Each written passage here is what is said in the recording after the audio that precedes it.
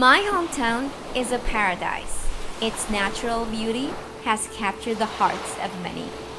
Baler's magnificence is manifested through its free soaring birds down to the smallest crawling sea creatures. To us Balereños, ocean means life.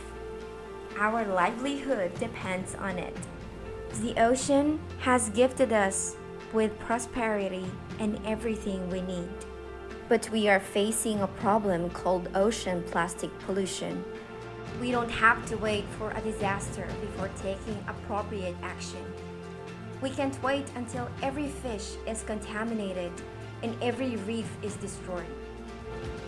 Recent studies show that on a global scale, Philippines alone contributes about 1/3 of the total plastic waste that ends up in the world's oceans. Us, humans, have created this problem, and it is our responsibility to fix it. We have to start seeing how every conscious act can create a movement.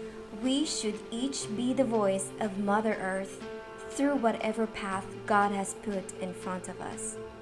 In my case, through creating and pushing an ordinance that bans the use of single-use plastic in my town. And we should never underestimate our contribution, because even the smallest conscious act can create a great impact. I am Verna at Catusalem. I am woman of the earth.